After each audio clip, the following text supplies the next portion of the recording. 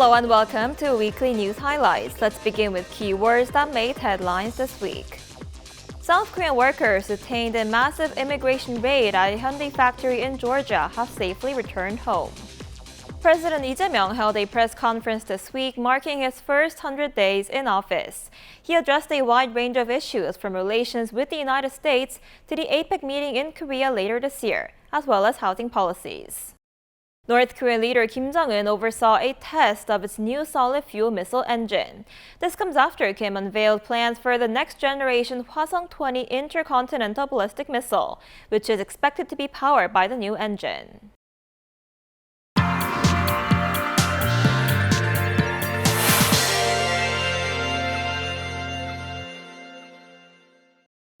More than 300 South Koreans arrested and detained following a raid at the Hyundai LG battery plant in Georgia last week are now back home after tense negotiations. The episode is sparking new discussions about how to strengthen long-term Korea-US visa cooperation. For more on this, we have our foreign affairs correspondent Oh Soo-young in the studio with us. Welcome, Soo-young. Hi, Inji. It's great to be here. So, Soo-young, let's go over what happened. It's been a dramatic week. Yes, Inji, it's been 7 days of unbelievable events that started with shocking news and footage of over 300 South Koreans being rounded up by America's Immigration and Customs Enforcement agents. With no prior warning whatsoever, they raided the Hyundai LG battery plant, part of a multi-billion-dollar Korean investment that actually marks the biggest economic development project in the history of Georgia. The images left many around the world stunned as nationals from a key US ally were forced to line up with their hands raised, then handcuffed and arrested. Days of negotiations took place, with the key issue being whether the detainees could leave under voluntary departure, that's to say avoiding deportation or trial. But uncertainty dragged on with conflicting signals from US agencies.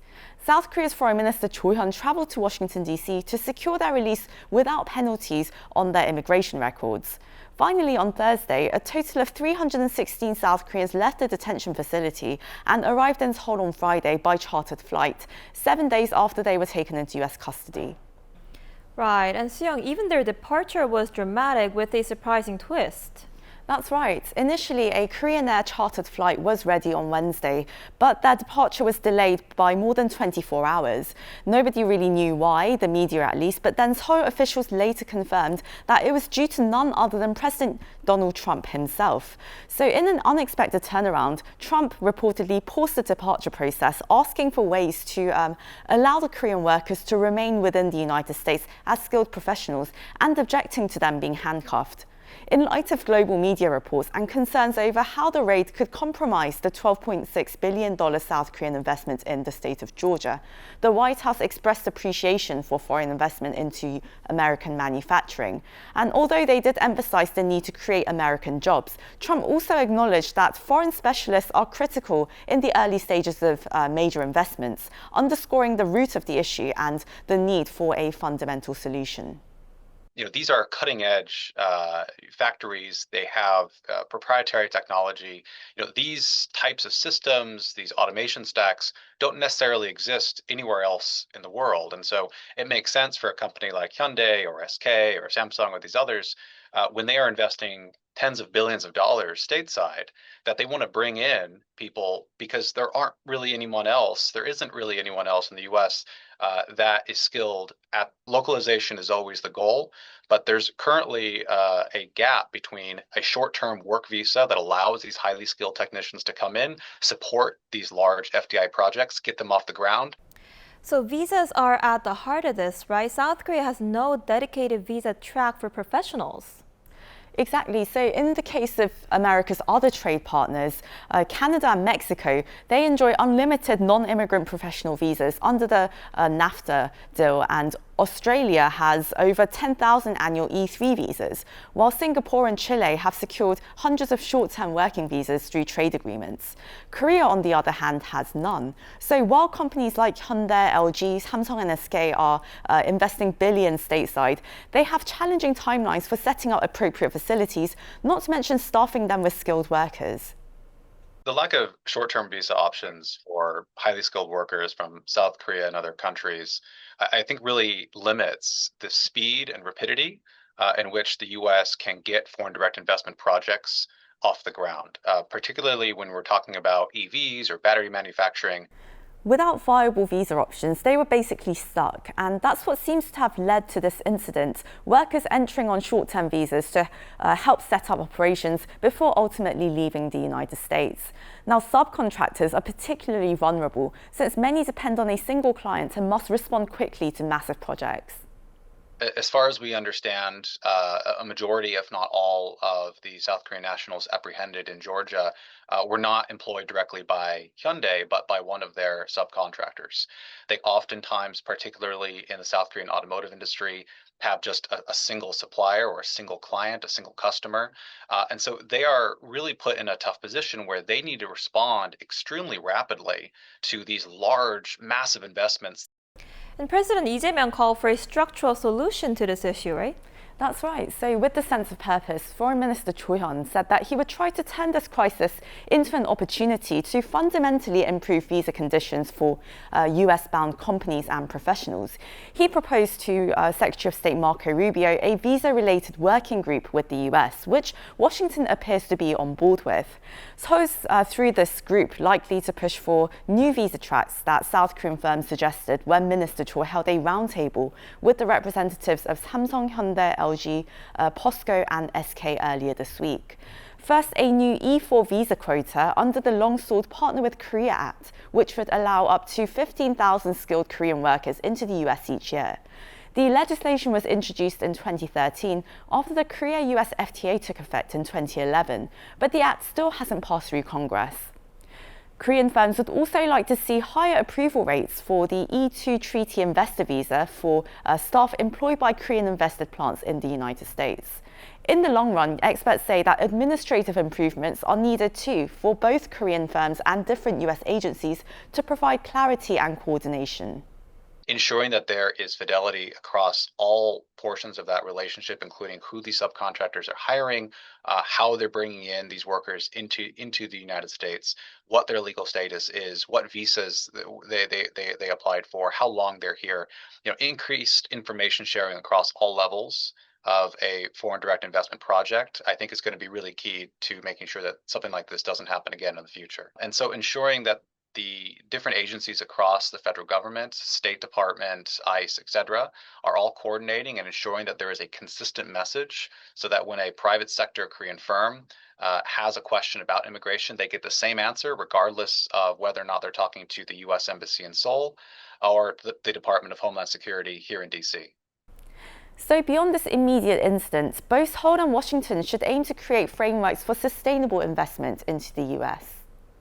Hopefully that crisis has now ended in opportunity. All right, thank you for the wrap-up today, Seung. We appreciate it. Thanks for having me.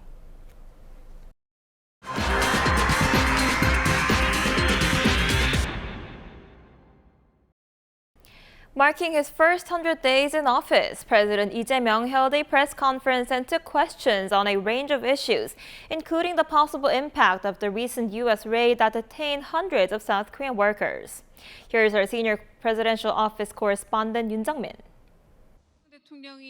When asked whether the recent controversial raid at a Hyundai factory in Georgia would affect future Korean investments in the U.S., President Lee Jae-myung responded, 기업들 입장에서는 미국의 현지 공장을 설립한다는 게 이거 앞으로 온갖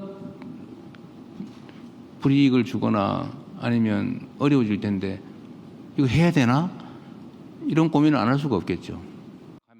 President Lee said this at a news conference commemorating his first 100 days in office, explaining why their release, initially planned for Wednesday, was delayed. He noted that improving visa regulations is in the works with the U.S., such as issuing visas related to U.S. investment, securing certain quotas, or creating a new type of visa. As for ongoing follow-up trade talks with Washington, after reaching a framework trade deal in July to lower the Trump administration's sweeping tariffs, the South Korean leader said he will never make a decision that goes against the national interests. He added that on the surface, negotiations may seem unreasonable and irrational, but will be concluded in a reasonable way. On North Korea, President Lee noted that cross-border ties remain frosty, but his efforts for peace and dialogue will continue in the interest of the nation. 북미 대화가 열리는 게 한반도 평화와 안정에 도움된다. 미국의 대통령 트럼프라는 사람의 특성이 또 한반도 평화 안정 확보에 더 도움이 된다. The topic topped the agenda last month when the two leaders met at the Oval Office, as Lee asked Trump to play the role of a peacemaker, while he plays a pacemaker. On relations with Japan, President Lee noted he will take the two-track approach when it comes to disputes and cooperation, adding that such a stance will continue despite a leadership change in Japan, as Japan's Prime Minister Shigeru Ishiba is soon to step down. The first 100 days in office have been often seen as a yardstick to measure the accomplishments of presidents in their early days. Eyes are on how President Lee's pragmatic diplomacy will materialize for the rest of his 5-year term. Yoon Jung-min, 아리랑뉴스. And also during that conference, the president devoted much of his remarks to outlining his administration's economic vision, underscoring growth and recovery as top priorities for his administration. Our top office correspondent Song Yoo-jin has more. Marking 100 days in office, President Lee Jae-myung said reviving South Korea's domestic economy has been his most urgent task. 장기간 이어진 내수 침체 때문에 허약해질 대로 허약해진 우리 경제에 긴급하게 심폐소생술을 시행해야 했습니다. Lee pointed to his administration's supplementary budget and voucher-style cash handouts, noting signs of improvement such as consumer sentiment at a 7-year high and the Kospi hitting record levels. To sustain that momentum, he says the country must transform its economic ecosystem, shifting away from an over-reliance on real estate speculation toward other investments such as stocks. 수요를 실수요자 중심으로 바꾸고 이게 투기적 또는 투자 유인으로 부동산을 취득하는 일을 최소화시킬 필요가 있는데 그러려면 끊임없이 반복적으로 대책을 내놓을 수밖에 없죠. So far, his administration has unveiled 2 rounds of real estate measures, the latest just last Sunday, tightening mortgage rules while expanding housing supply. Lee also pledged to support the stock market's growth by reducing political and security risks and boosting high-tech investment through a proactive fiscal policy. Addressing concerns that such spending could swell the national debt, he argued that investing in promising sectors would boost national income and, in turn, improve the country's debt-to-GDP ratio. On the controversial issue of the government's plan to lower the capital gains tax threshold for large shareholders, the president signaled flexibility. 야당도 요구하고 또 여당도 또 그냥 놔두면 좋겠다는 의견이고 저한테 메시지도 막 많이 오고 그런 걸 봐서는 굳이 50억을 10억으로 내리자 반드시 그렇게 해야 되겠다 그렇게 생각하지는 않습니다. President Lee reaffirmed that such progress will only be possible through unity and communication across party lines, a message he has consistently emphasized since taking office. President Lee says the remaining 4 years and 9 months of his term will be a time of growth and progress through governance rooted in unity. It remains to be seen how his administration will steer the country toward recovery and a new leap forward. 송유진, 아리랑뉴스. North Korea announced this week that it has successfully conducted the final ground test for a new solid fuel engine designed for its next-generation intercontinental ballistic missile. State media show leader Kim Jong-un personally overseeing the test on Monday, just days after his return from a visit to China. What does this mean? Our Kim Do-yeon explains more. North Korea, with leader Kim Jong-un's oversight, has conducted the final ground test for a new high-thrust solid-fuel engine for its Hwasong-20 ICBM. That's according to the North Korean Central News Agency on Tuesday. The report claimed the test was successful and quoted Kim as saying it heralds a momentous change for his nuclear forces.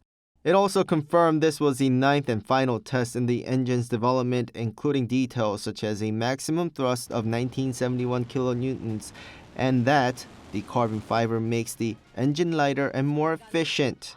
The news also comes a week after Kim inspected the motor's development ahead of his trip to China. An official at Seoul's Unification Ministry noted that the specific details were carried by the international-facing KCNA, but not the domestic-facing Rodong Sinmun newspaper, suggesting the message is intended for an external audience. Analysts expect the new intercontinental ballistic missile to be unveiled soon. I believe they will reveal the actual missile on the 80th Party Foundation anniversary and likely conduct a test launch before the year's end to mark the completion of the 5-year plan, and as a celebratory launch for next year's 9th Party Congress. The test timing, just after leader Kim Jong-un's return from China, is seen by analysts as a key part of Pyongyang's strategic messaging, especially as the KCNA also reported that Kim visited the construction site of a major hospital in North Korea and has stressed that building provincial hospitals is a top priority, calling it a vital project to provide people outside Pyongyang with advanced medical services. While maintaining close ties with China and Russia, we must see the context here is to emphasize that it is an independent nation, not subordinate to these great powers, through its own nuclear capabilities. Therefore, conducting an advanced weapons test like this right after the China visit, and also giving guidance on a hospital construction, is an intention to show he is a tireless leader, working hard for both military and civil affairs. Analysts also said this could be a strategic move before Kim sets up a meeting with U.S. President Donald Trump. With the new ICBM reportedly capable of hitting American soil, it could be to elevate the regime's position prior to any talks with the U.S. Kim Do-yeon, 아리랑뉴스. The North Korean leader also appears to be firming up the status of his daughter as his successor after she accompanied him on a visit to Beijing to attend a military parade in China. Now, that's according to South Korea's spy agency, the National Intelligence Service, during this week's closed-door parliamentary briefing on Thursday. Although Kim Joo-hye stayed at the North Korean embassy and avoided the public spotlight during the Beijing visit, the agency believes just being on the overseas trip with her father was enough to build a narrative as the regime's likely successor. Meanwhile, North Korean officials were also spotted wiping out traces of their leader so as not to leave any of Kim Jong-un or his daughter's biological information during their China trip. The agency also assessed that Kim Jong-un does not appear to have any major health issues, with his heart rate, blood pressure, and other vital signs within the normal range. Pyongyang has also taken extensive measures to protect both Kim Jong-un and Chu's biometric information, the agency added, by using embassy accommodation and transporting materials and waste via a special aircraft to maintain secrecy. As the buzz around advanced battery technology continues to grow, the global push for clean energy is driving an unprecedented demand for smarter, more efficient, and eco-friendlier power solutions. Our Moon Ji-young has more from the K-Battery Show 2025. As the global battery market faces accelerating supply chain realignment and tightened regulations, battery companies are navigating a landscape that demands not only technological competitiveness, but also supply chain resilience. Marking its 4th annual edition, the K-Battery Show 2025, one of the largest exhibitions for secondary battery materials, components, and equipment in South Korea, officially opened its doors on Wednesday. The 3-day exhibition aims to unveil the future of the secondary battery industry amidst these challenging yet pivotal times. The exhibition highlights a comprehensive array of innovations, covering essential products such as cathodes, anodes, and electrolytes, alongside intricate components and advanced manufacturing equipment. A major highlight this year is a special hall featuring energy storage systems and electric vehicle charging technologies, presenting next-generation solutions and global technology trends that will shape our future. Beyond the latest materials and equipment, the show also delves deep into cutting-edge battery charging systems, robust charging infrastructure, and crucial recycling technologies, all while emphasizing critical safety measures. Companies such as GEVR provide a solution for battery fires that can occur in various industrial sectors, including EVs, ESSs, and drones. Robust safety measures are crucial to effectively utilize, reuse, and recycle EV batteries, requiring specialized safety equipment for lithium batteries. Should a fire occur, even if a robot attempts to disconnect a battery, it would sustain damage due to its own onboard battery. I believe the automatic immersion tank we've developed for battery packs will serve as a vital fire-fighting solution. Such advancements in safety are part of a broader commitment that extends beyond technology to sustainability. Leading the charge in environmental stewardship, Korean battery companies are actively propelling eco-friendly practices towards a sustainable and greener future. 문지영, 아리랑뉴스. One export industry on the rise is K-beauty. Now, you might be just thinking about simple lotion or makeup, but it goes beyond that. And at the K-beauty expo just outside of Seoul this week, everything is on display. Our Kim Do-yeon was there. For an industry where appearances are everything, this year's K-Beauty Expo Korea is putting its best face forward. It opened its doors on Thursday with the 17th annual event, 30% larger than last year, hosting over 500 companies from 12 nations. K-Beauty brought in over $10 billion in exports last year. And at this expo, it is showing its diversity. It's not just lotion and sunblock at the booths. From hair products to skin healing devices, companies are showing their latest products to potential clients, with some deals offering up to 80% off. Here at the expo, you can even get your skin analyzed instantly with a 3D image generated.